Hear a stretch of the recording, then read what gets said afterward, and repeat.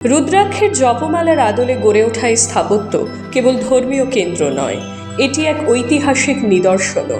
লোকমুখে প্রচলিত 108 শিব মন্দিরের ইতিহাস। রানী বিষ্ণুকুমারী স্বপ্নাদেশ পেয়ে এই মন্দির প্রতিষ্ঠার উদ্যোগ নেন। আবার অন্য এক মত বলছে, মহামারীতে অসংখ্য মানুষের মৃত্যুতে শোকস্তব্ধ হয়ে পড়া নবাবহাটবাসীকে মানসিক শান্তি ও ঈশ্বর ভক্তির পথে ফেরাতেই মহারানীর এই প্রয়াস। কেউ বলে স্বপ্ন থেকে, কেউ বলে যে শিবের আশ্রয় নেই। কে করেছিল এটা? বর্ধমান মহারাজা কি নাম? চাঁদ বাহাদুরের মহিনী বিষ্ণু কুমারী। তার তো একটা ইতিহাস আছে। ইতিহাস ওসব বলা যায়, আমি কি সেই থেকে এখনো পর্যন্ত মন্দিরটি একইভাবে চলছে। কি বলবেন? এর আগে বিড়লা মেরামত হয়েছে, জনগণনা ট্রাস্টকে মেরামত করে দিয়েছি।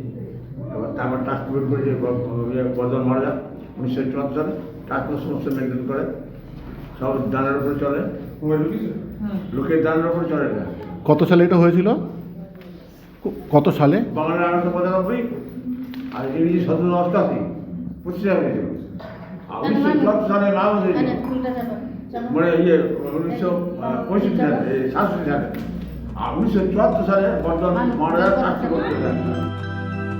মন্দির প্রাঙ্গণে সারিবদ্ধভাবে রয়েছে 108টি শিব মন্দির।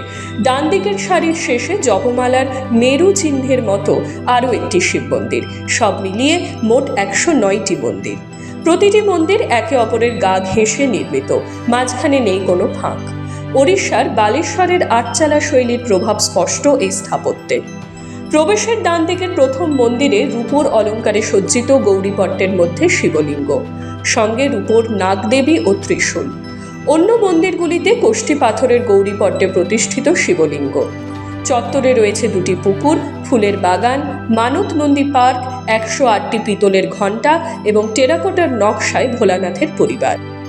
1790 থেকে মন্দির মানে চালু হয়েছে, নির্মাণ শুরু হয়েছে 1788 থেকে 1790 সালে হয়েছে।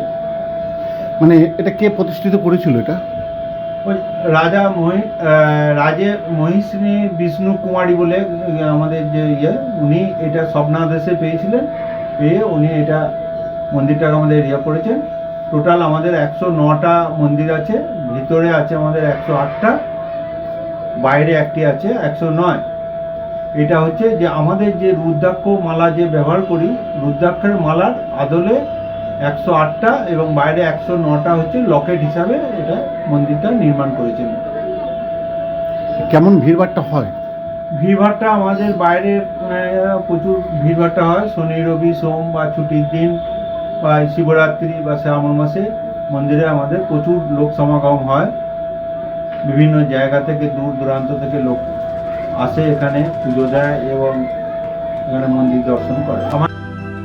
শিবরাত্রি ও শ্রাবণ মাসে এখানে ভক্তদের ঢল নামে।